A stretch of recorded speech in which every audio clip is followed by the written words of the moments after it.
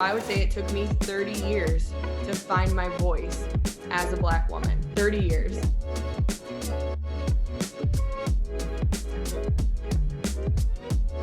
What's up, athletes? Welcome to a very special episode of the Doing This For You podcast with me, your coach, Danyele Wilson. The reason this episode is so special is because we're going to be talking about something very important to me and the entire Tone and Sculpt family. And that is Black History Month.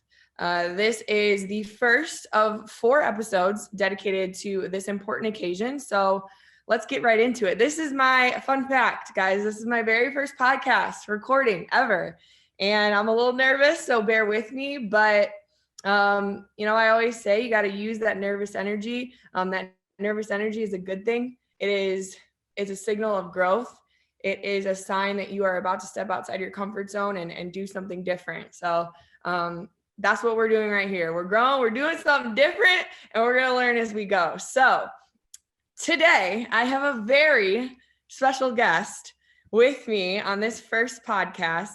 Her name is Kelsey Domiana. She is an intuitive healer, a coach, an author, a certified yoga instructor, and her most important title here, team, is that she is my cousin, my little sister, basically. I am so grateful to have her on this podcast with me here today. She's also, fun fact, a Tone and Sculpt user. We'll get into that later. But Kelsey, welcome. Thank you so much for coming on the podcast. Hello.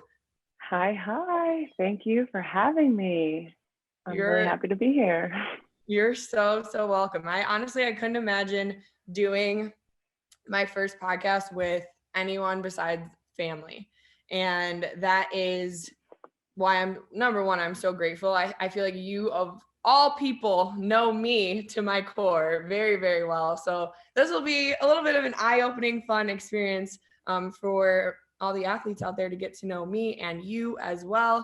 And with this year's theme of Black History Month, 2021, there's always themes. If you didn't know, this year's theme is the Black family, representation, identity, and diversity.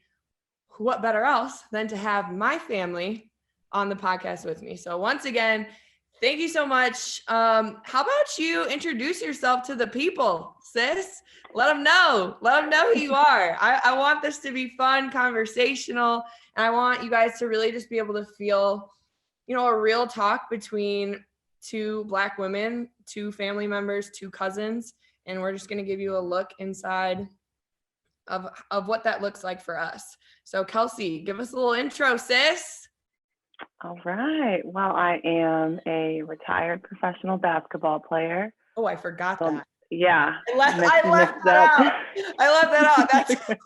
That's like the credential. I left that out. That's like, my bad. Kind of the big thing, but it's okay. So it's okay. So there's that. Played in Poland, Romania, Mexico, Spain. After that, I transitioned into, regular civilian life, and that was shell-shocking. Like, it was very shocking. Yeah. Kind of lost myself along the way. Met my now husband. We had a family, and now we have 2 kids, and along that journey, he also plays basketball professionally too, and that comes with its own challenges. Nothing that I can't overcome, and so I've helped other women now overcome those same challenges too, with raising families with young kids and having a husband who just physically isn't able to be there hands-on with you to help you with day-to-day operations and things like that, because he is overseas most of the time, or we go overseas with him and he's still not really there because he's traveling. He's practicing, traveling, doing all the things. So you went from professional athlete to, and just to give a little context, let everyone know how old you are. Because I feel like you're a young mom. I'm 31. Say it again. 28. You don't know how old I am? Yes, I do. I wanted you to be able to say that. Yes, 28, because I cut you off. My bad. So you're 28. I guess that's not super young. But I don't know. Maybe it's because you're my little cousin. I just feel like you're always going to just be like the baby to me. But it is a big thing. It's a full-time job, obviously, of course, to be running the entire household and have these two kids under two, and like that's wild. I know I go visit you and I'm like, I need a nap, and I'm just babysitting. Like, I'm not even doing anything. I'm just like the fun relief of the day. And I honestly, I really don't understand. Like, I don't know how you do it every single day. And like, just from my visits that I go out to, whenever you guys see me out in Scottsdale, I'm visiting my cousin Kelsey. And when I stay with her, it's just amazing to watch her, because I've watched her grow up. So it's amazing to see just the transformation from this little baby girl bouncing around that's just like, Juniper's age. Juniper is her eldest daughter, my bestie. And just like to see the mother that she is now, like it's wild to watch. But so I want to know a little bit more about your story from, because you tell people I'm this professional basketball player, but what they don't know is that you started as a freshman Poms dancer in high school. Yeah. So, like, tell me a little bit about the transition from Poms to pro basketball. Like, what? Yeah, it's wild. So I danced my whole life since I was maybe like 2. My mom put me in dance. She was a dancer. She also was on the Poms team in college at Purdue. So like dance just within. Forgot about auntie doing that. Yeah. Yeah. So it just like ran in the blood. I mean, basketball ran in my blood too, with my dad, True. being a professional basketball player too. But like, I don't know. I just always danced, right? Freshman year, got to high school. Okay, we have the video VHS tapes to prove it with the dancing. Maybe I'll share some. Maybe I'll share some of those one day. But wow. What you guys don't know about Danyele, when we were younger, I'm just pivoting for just a second because you brought up these videos. Oh my gosh. She used to direct, like she was a creative director. She was like executive producer. Like she would do the scripts and the writing for like these home movies, right? And like there was choreography, like, and she just like made up, like me and my little brother Chandler partake in this because she was an only child and like we were like her siblings, so she just forced us to do all this crazy stuff. And there's video evidence of it all. Yes, I full on directed motion pictures with them. So this is that's hilarious. Maybe I'll show some of those. Maybe I'll show some of those one day. I'm like praying that you don't, because that was like the awkward stage for me. But also, you know what? Show the people, right? The glow up is real. Yes. All right. So Poms to pro basketball. Now, pro athlete, I want to talk a little bit about, you said you kind of lost yourself for a second after you left your sport, and I can relate to that as well. And I'm sure a lot of the athletes listening that ever played a sport in high school or college, after you leave your sport, you kind of go through this feeling of like, okay, like what do I do now? Like, who am I now? I think a lot of us tie our identities to sports growing up, like as athletes growing up. Like I would say I am a basketball player. I would say I am a cheerleader, So for me, like that was extremely difficult. I've talked about that before on podcasts, but let me give us a little insight into, how that transition was for you.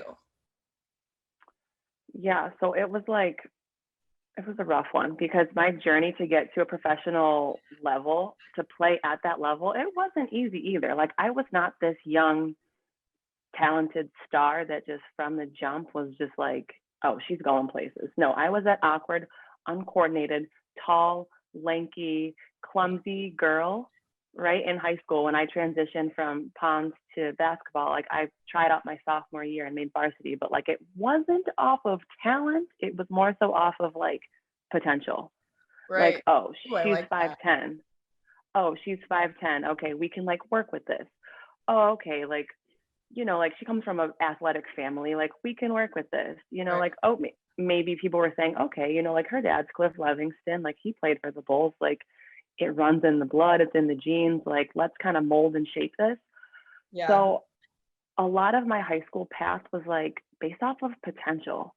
But then it was like junior year, I received like letters of intent and all this stuff and finally committed and got Division I scholarships to go play at Miami University. And even then, when I was playing in college, was not a star. I was not very active in rotation. Like I wasn't. Like maybe freshman, sophomore year, maybe I got like 5 or 7 minutes out of 40. Like Right. literally was in there to like relieve someone so they could catch their breath, and then I would come back out. Like Right, yeah.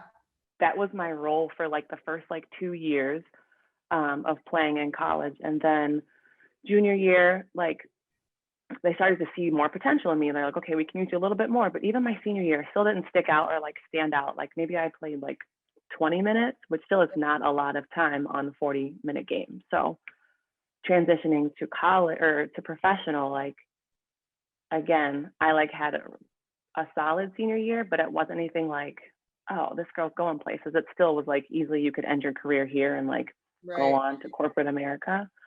So when I finally made it to professional, like I felt really proud of myself because I was this little, you should.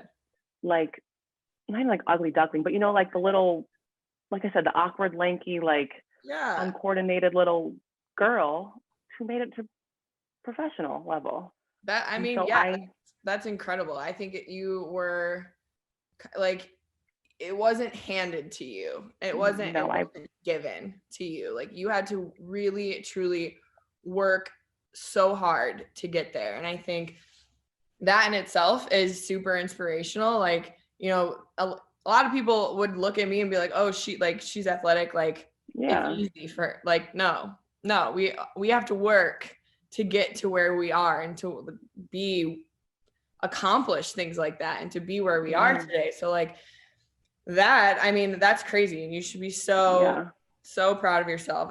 Thank you. Sad. I don't like hearing you describe yourself as an ugly duckling though. That just kind of hit me. I know. I don't feel that way now, but like, you know, 14-year-old. Yeah. Kelsey Domiana. Like, the evolution is there. Yeah. The glow is real. Sure. The glow is real. That also like goes in like with other stuff too, like the way that we grew up, like the environment that we grew up in, like the high school that we went to, like all amazing opportunities, but just being a Black girl growing up in like a mostly predominantly white area, like messes with your confidence and your self-esteem and your worth and all that stuff. And we can definitely dive into that. And I know that's let's do it. Let's do it. Let's dive right into that. Oh, we're going there? Yeah, we go in there, baby. We go in there. Identity. But the identity shift when I stopped playing though. Yeah. That was like because I felt so proud of myself and like I placed so much value in getting to that highest level at the professional level that when I retired, when I stopped playing, it was like, wait, what now? I wasn't preparing for this. Like I worked so hard to get here. Like that's like now just kind of it's like what? So that's where I did some soul searching, got into yoga, just spent some time with myself to really get to know, like, you know, my values and beliefs. And just from there, that's when like my whole spiritual path and yoga and coaching and stuff came into fruition. So, yeah. I love that. I mean, the evolution is clear. And I love that, you know, you've always kind of, you know, been able to take a path less traveled and being able to, you know, step out of like the norm. I feel like, because a lot of people would say, you know, it looked easy from the outside, but it really wasn't for you. And it wasn't, you know, it wasn't for me either, going to the high school that we did. I think this is like an extremely important topic that I want to discuss. Like that identity and the way going to a predominantly white high school, like we both did, I would say what it was, maybe 1 or 2% Black. Yeah. I mean, we stuck out at every single turn. And you know, we were always that token Black friend in I was the token Black cheerleader. I was the token Black friend. Like I've always personally, and you can kind of like agree or disagree, but I've always felt that I've haven't been Black enough to hang out with Black people, and I haven't been, clearly I'm not white. So it's like, you know, like I'm not white enough to, you know, truly feel on the same level as white people. And so, or like truly feel accepted by the white community. And I think that struggle is so hard to come to terms with. And I don't want to use the word traumatic, because I don't feel like, you know, that is trauma per se, but it really is something that you have to like learn to deal with and overcome, because you do feel like you are at a disadvantage. You do feel like you are always being looked at. You're always, people are always projecting certain stereotypes onto you. And are you living up to those stereotypes? Like enough, you know, and, or not enough. Like it goes both ways, like positive and negative stereotypes. Like I'm probably one of a few Black people they know. So there's pressure to feel like, you know, all like what someone thinks about Black people in general is all riding on you. And that is like, that's tremendous pressure, and it's unfair. And while, you know, me and you were incredibly blessed and fortunate to grow up the way that we did and go to a phenomenal high school, the lack of diversity, I would say, was damaging. For sure. 100%, for sure. 100%. Like building our identity, it like was hard. It was harder. Like, and you can kind of speak to your experience. That's kind of how I felt about going to that high school. Yeah. Everything that you said, I fully agree with. I've experienced it, and it's something that I've had to heal from. And you said it wasn't traumatic. Like, I will say it, from my healer coaching standpoint, 100% was traumatic. And the thing about trauma is it doesn't have to like it be a good or a bad thing. It's just something that is.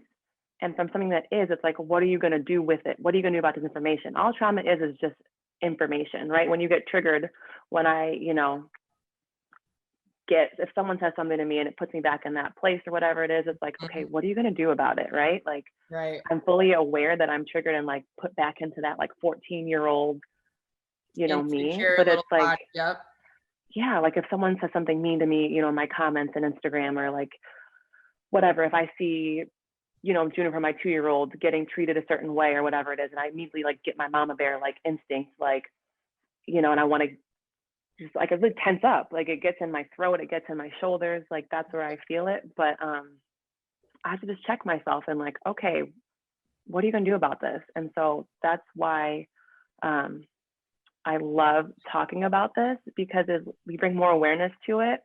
It normalizes people's experiences, and then they don't feel like they're so alone, and you can grow from it. And so like high school, I'm thinking about like all the school dances. Like, fun fact, I only went to one high school dance. And why? Because it was turnabout. I asked the guy, and guess what? The guy was mixed. And we were it was like this power couple. Oh my God. Like, we were supposed to be together. About that. Yes. Yeah. Eric King. We were, oh, put him on blast like that, sis. But no, yes, it was expected that I would be always going to every dance with this kid. I'm not gonna say his name. You know who I'm talking about. But it was expected that like we were to go to every dance together because we were the two Black people. Yeah, it's like not fair either to have that. And when he didn't ask me to the dance, like that stung that much more, you know? So like, I mean, no, that's true. And that kind of leads me into like my next topic a little bit, which is just the importance of representation. And what you said about the, like us talking about these things, normalizing that and normalizing these experiences.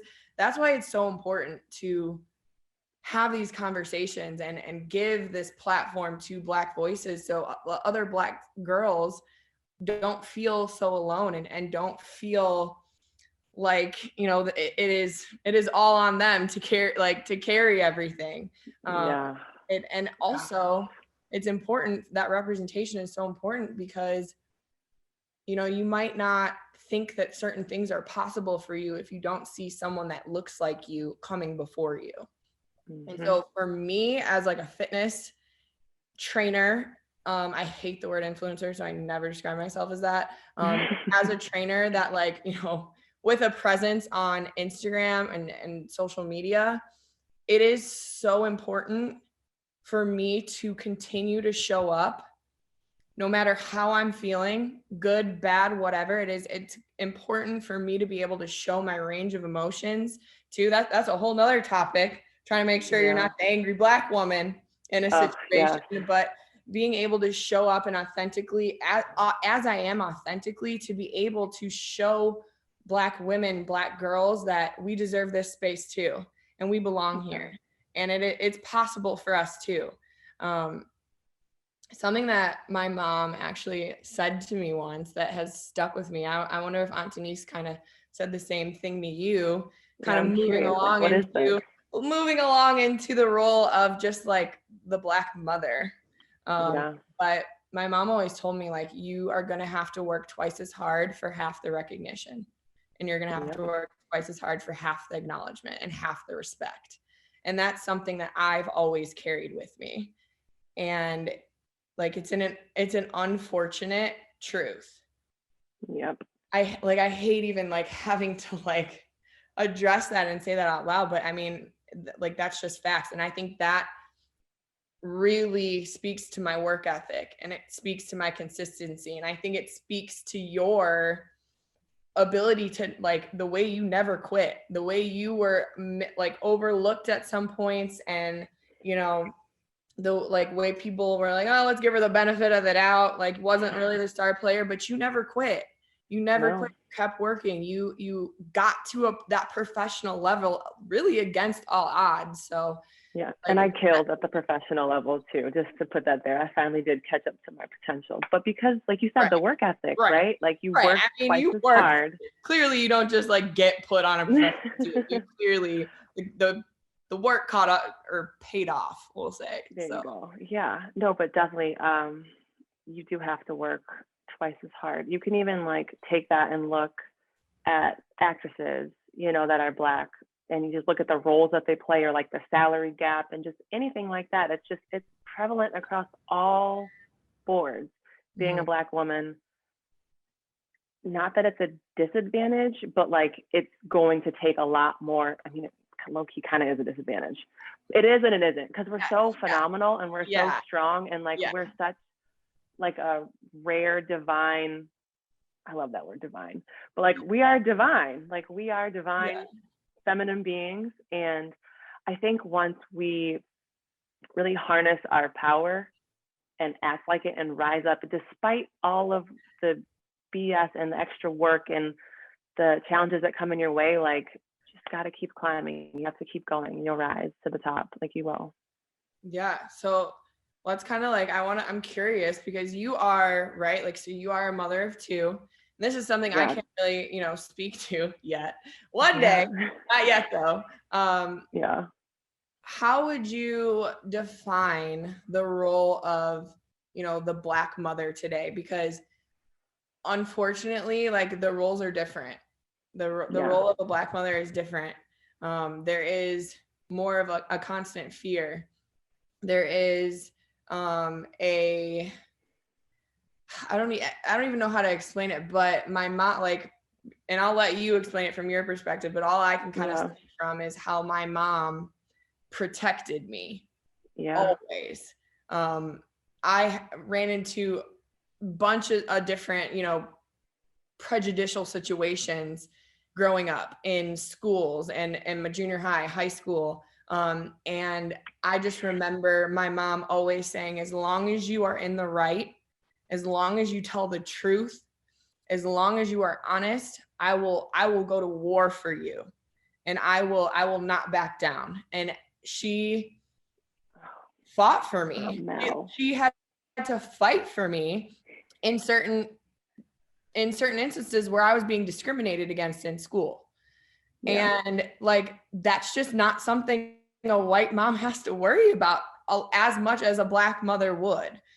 So I just like the strength that a Black mother must have to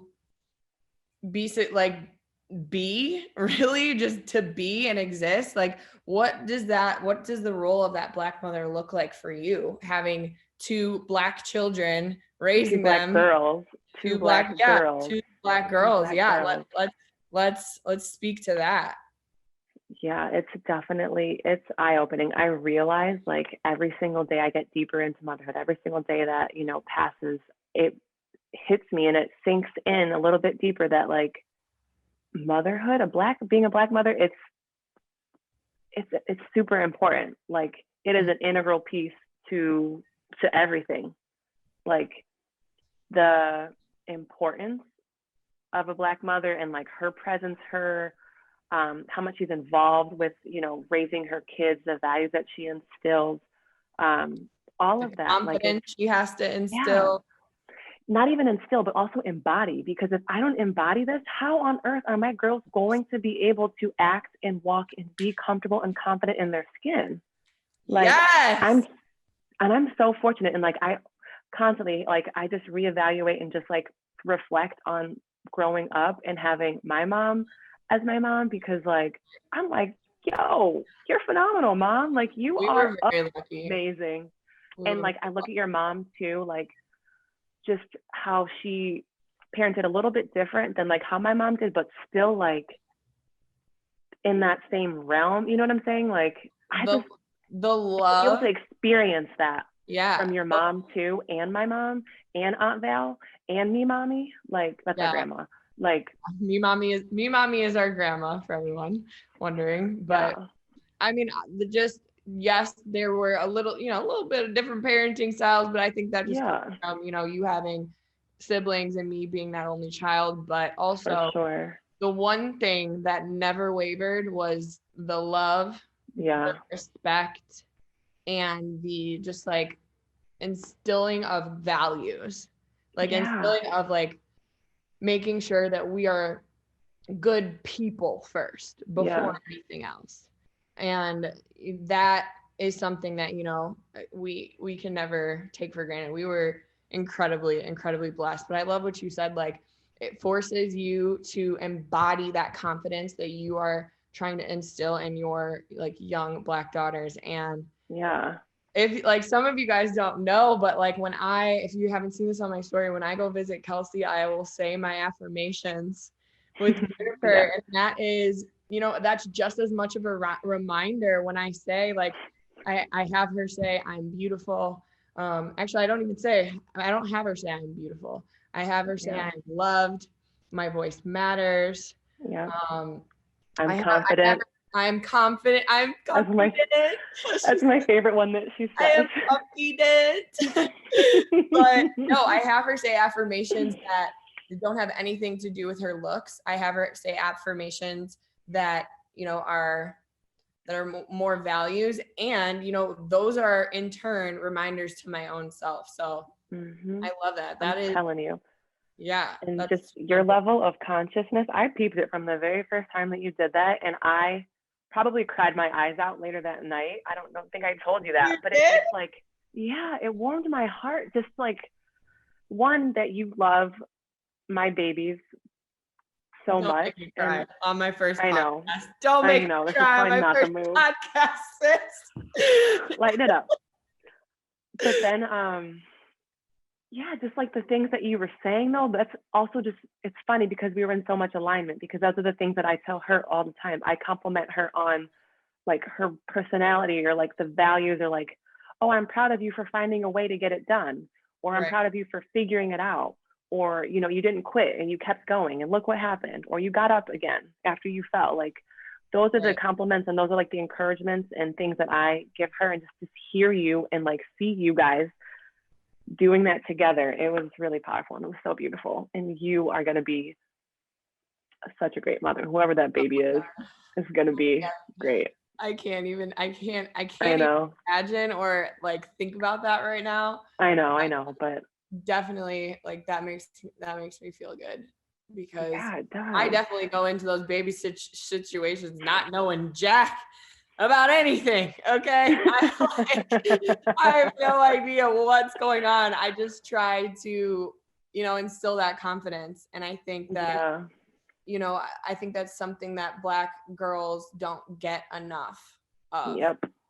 Definitely. Or, those examples, that representation, that intentionality, of instilling that confidence and reassurance that they matter. Yeah.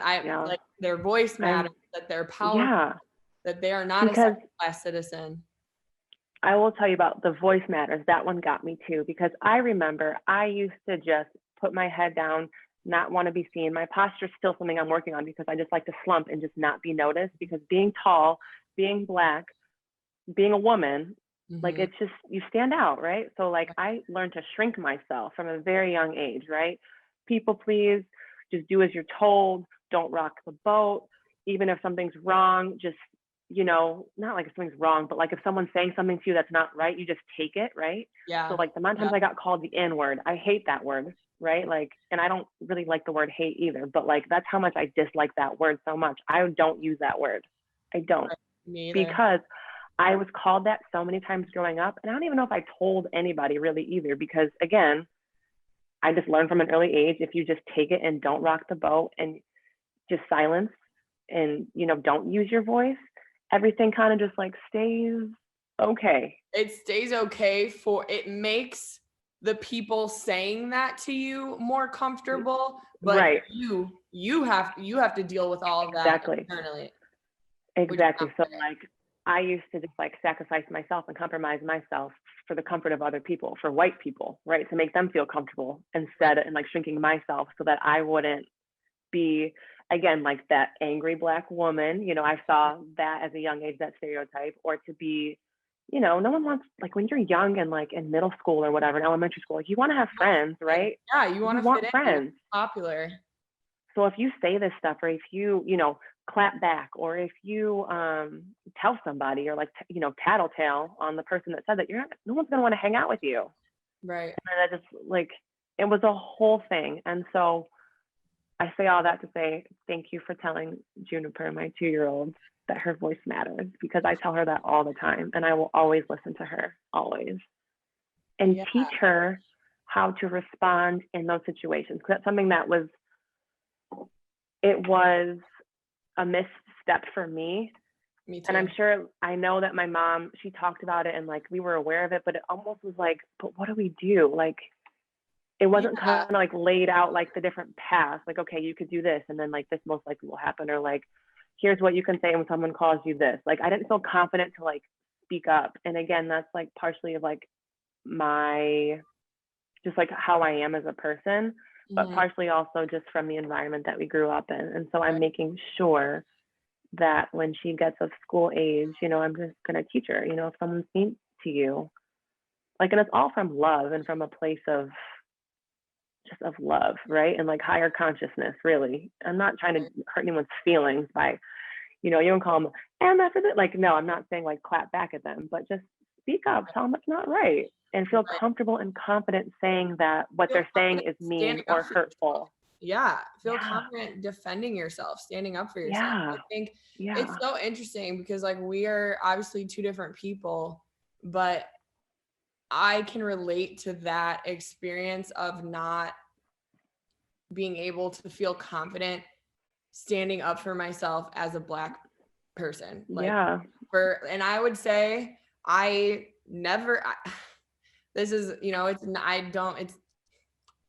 it's hard for me to admit it, but I would say that I did not feel comfortable speaking as a Black woman and defending myself and standing up for certain things until 2020. So until last year. So I would say it took me 30 years to find my voice as a Black woman. 30 years. Yeah. And like that is, that's just a testament to, I'm a grown adult, like, right? Like I'm a grown adult, but I'm still doing my best to assimilate to white culture, to not to be more liked, to be to not make other people feel uncomfortable, to make them feel like, oh, I'm as one of them as possible. Like I'm not like other Black girls, or I can't even tell you that's like the worst. Like the times that, and this is on me too, the times that people would be like, oh, you're pretty for a Black girl. For a Black girl. You're pretty for a Black girl. Or just like, oh, you got that good hair. Like, you know, like stuff like that. And hair. That's the whole thing too. Oh my God. Yes. Hair growing up in, yes, we're both rocking some, well, I got some feet in braids, but I mean, but I would still, say you're embracing who you are, right? And that today is braids. And there was a point in time where I would say like, no, I don't want to get braids because it might be deemed as unprofessional, or it might be intimidating to other people. And it just honestly, like being able to just wear my hair the way that I want to and be able to express how I feel about certain situations and have people, and not that I need other people's approval, but just like have people lately being more supportive of me embracing my Blackness. It's such like a lift off my chest.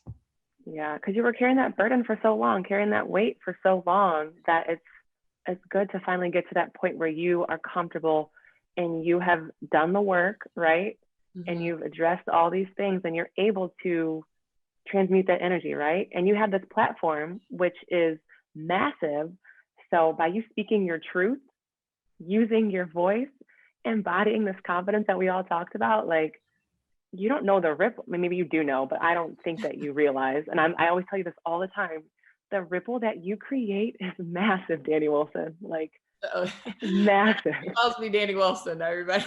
Yeah, and she calls me Kelsey, even though I go by Domiana, but it's fine. Yeah. It's fine. Those are just gonna stick forever. Yeah, it's just like, yeah, and just that the fact that I have noticed this shift lately too. Like, you would never wear braids, only like when we went on vacation or like spring break or like winter break. When it was normal for white people to go get their hair braided on vacation, that's when I felt like I could.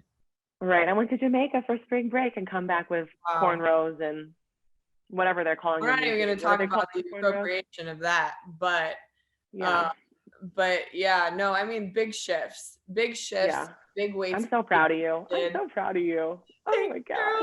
I'm proud of us. I am proud of us. I am. But, okay. Definitely. Hair though is a big thing. And like with my girls too, I know that I am notorious for, I'll put in quotes, not doing her hair. And part of it is like, it's a process, right? Like, it's a process. So sometimes I don't necessarily make the time to do it, but a lot of the times it's intentional why I leave it the way that I do. And people may not know this, but it's like, for so long, my hair, if you are watching this, you can see like the texture of it. But like in our family, it's one of the coarser textures. It's tighter coiled. It's a little bit more, it just takes more, I'll say it takes more love and attention to manage it and to like comb through it and to do stuff with it. And my favorite hair memory is my mom braiding my hair. Like, that's my favorite when she used to do box braids. But other than that, my hair experience sucked. Like, I'm not gonna lie, it just sucked. Having to wash at the kitchen sink with a hot comb in my grandma's kitchen. She'd be trying to press my hair and it like burns and singes your hair in the back of your neck. And I'm like, it was not comfortable trying to. And again, what are we trying to do when we're pressing and like straight relaxers? I used to have like sores on my scalp from the chemical relaxer burning my hair or my scalp. Like, and even from there too, I remember like sitting underneath the dryer, like wishing that my hair was more like yours. Like, I ever tell you that? I like literally wish that I had hair that was like yours. I didn't even care. I'm like, you don't even need to go on the sliding scale to like my mom or your mom or like Aunt Val or me mom, because my grandma has like bone straight, like long hair. I was like, let's just take one, just little tiny baby step. But it was like massive back then because I really thought that our textures were like vastly different and just like your hair was beautiful. and my hair was just ugly and terrible and bad. But I always wished that I had your hair, because your hair was done faster. It didn't take as much effort. Like, it just laid down. You could slick your hair back with a brush and you had little waves, and just like, I never And had now that. how the tables have turned. How the tables have turned. I want that. I want that beautiful crown, you know, like, and Yeah. I want that confidence of wearing my natural hair that you have. Like, And you're going to get there because you're making steps. Like, yeah. in the times that you let me bless your crown, like, and do your hair for you, I've enjoyed it. And your hair is beautiful. It really is. And I encourage my girls too. Like, my youngest is one, Irie. She literally has like a patch of like no hair, like a band in the back of her head with like no hair. She looks like a little old man sometimes, sis. And like, Irie. and then the top is missing too. So I'm just like, oh, your hair is beautiful, girl. Like, I love your texture. We just go and rub it out, and we just go tell her it's beautiful until it grows in, because it will. Yep. But that hair is such a, you know, an effector of your confidence too, you know. It does. So it does. You know, also growing up, for sure. Yeah, you spend your whole life wishing your hair looked like something else, or was someone else's, or straighter, or, you know, required less work. It's just like, it takes a toll on your self-esteem, your confidence, your worth. And so I'll leave Juniper's hair just kind of like, just let it be in her natural state, right? Mm-hmm. Like, just wash it and go, right? Do that baby's hair. Her hair is done. Yeah. Her hair is done. Her hair is all the way done. Yeah. What, like, because it's, especially in like corporate America, like, you have to have your hair done, which was like straight, or, you know, presentable, professional, like how you talked about before. So like, braids weren't really professional or deemed professional till like, you know, recently or whatever. But yeah, just let her hair be, right, in its natural state, the way God created it. It's done. Yeah, I mean, we have to take care of it to a certain extent to like keep it healthy. Yeah, like moisturize. Like, I'll still put the stuff in it, but I'm not like gonna blow dry. Like, I'm just gonna let it curl up every single day. Yeah, curl up the way it wants to curl, and so be it. So what would you say then, you know, is your something that you hope to give to younger generations of our family? Like, what is something, and let's speak specifically to our, you know, the girls in our family. What is something that you would want them to know? This is like a tough one, because there's a lot that I want to pass along it. Yeah, like, definitely, of course, everyone wants to pass down legacy, right? But more specifically, like, the legacy I'm passing down, the legacy that I'm creating, is, it's really just one that you empower all of your abilities, right?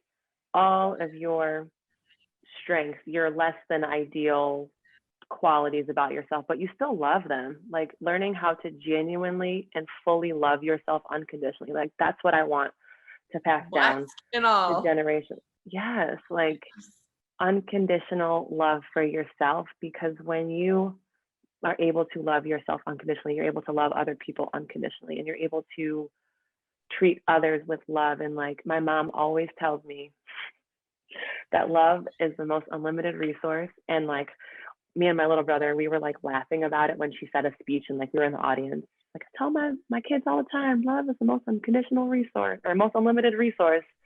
And look at each other like, what? She's never said that before. But she did that day. But that day, like, it stuck with me, because I'm like, oh, like, it is though. And then she's been saying it ever since, I think. Yeah. But that's just what I want to pass down, just that love for yourself, and then that extends towards others. Yeah, I like that, because I think when you're able to fully love yourself, you're able to be yourself. Like, well, that, but you're also able to empower your greatest self. Like, when you love yourself, you're pouring into so many areas of yourself: physically, mentally, professionally, socially, emotionally, spiritually, all these things. When you are filling all of those cups, you're able to excel in all those different areas of your life. And so like, when you describe it as a resource, I would love that, because those are the resources, that love for you, that respect for you, that ability to wake up every single day and do something for you because you love yourself enough to do it, respect yourself enough to do it. Like that is what makes you successful. That is what makes you a good person. That is what makes you someone that people want to be around, you know, like that is that light, that love it. Like that love is that light. Yep. That like, and how many people are you going to be able to affect and like infect with your love too? When you encounter someone and you're just filled up with love, like there's nothing else that can be done except for that person to feel that and to take that on too. So you're just like emitting this frequency, this vibration. I'm getting all spiritual on you now. That's okay, sis. We're in it deep. We preaching now. Yes, but this is that's like the highest frequency. It is. Love is the highest frequency. And so when you're able to emit that and transmit that, the magnetic field that you create around you, all it does is just attract more love and abundance and all the things that are for you. Yes. And in turn, the things that are usually for you are not really only for you. They're for other people. So like what we're doing right here, like this is super like therapeutic, I know, and like fun for us, but like all the people that are listening to this right now, like we're doing this for you. It's to serve others. Yeah. Like there's a quote, I think it's an Martin Luther King quote, but it says like, and I'm just very fitting. Synopsing. I don't know. I'm gonna paraphrase. Just paraphrase it, please. But basically, it's like the greatest thing you can do, like, is to serve others. And like for me, I feel like everything I do is for me. It is for me, but I get the greatest joy out of serving others. Like I feel like my why is to provide representation for others that are coming after me. My why is to, make people that could relate to me feel seen. And I get the most joy out of the DMs, the messages, the love, and just like the way I feel like just by me stepping into myself fully has the power to affect others. So if you take one thing away from this podcast, I would just, to anyone listening, black, white, purple, blue, green, whatever, like the more you can step into yourself and be authentically there and love every little nook and cranny, no matter, how unworthy you may feel it might be, the more you can be vulnerable and transparent and love those things about yourself, the more you give others permission to do the same. And we all need that. We all need that. So, wow, Kels, we got kind of deep today. I'm sweating. We did. I'm sweating. I don't know if me too. Obviously you can't see the sweat stains on a podcast, which I am extremely grateful for.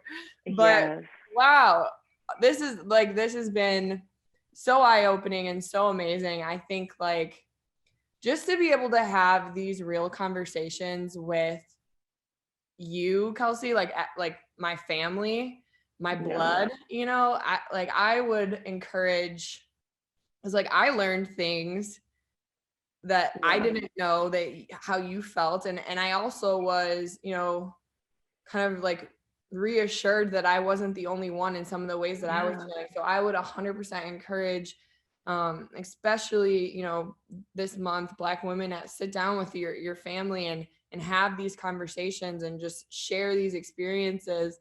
Who's, is that my bestie? Is that my bestie? That is Juniper, everyone. Juniper, just for those who are listening, Juniper just walked on set of the camera. That is my girl, my best friend, Juniper, Kelsey's oldest. But okay, she's listening. You can say something to her. Oh, you can't hear her? I got my AirPods in. Just say hi, Nani. She can hear you. Okay. Well, we tried. That's okay. Juniper, that's my bestie right there. But all right, Kels, one of the major things that, Tone and Sculpt is doing for Black History Month, and in addition to, allowing me the platform or providing the platform for me to come on and amplify these Black voices, is, giving a contribution to a charity organization of my guest choice, which is so incredible. I think it's incredible to have, amplify these Black voices. Like, yes, that's amazing and it's so appreciated, but what are the real resources that we're going to allocate to that mission to support the Black community? So I'm extremely grateful to just be aligned with and a part of a family and a company that understands these things. So Kelsey, why don't you tell the people what charity organization you're donating to and why? I think it's only fitting that I donate to Hair on Purpose. It is a nonprofit organization for Black women that specifically help you embody and embrace and just appreciate your hair for what it is instead of trying to change it. And I just really love this organization.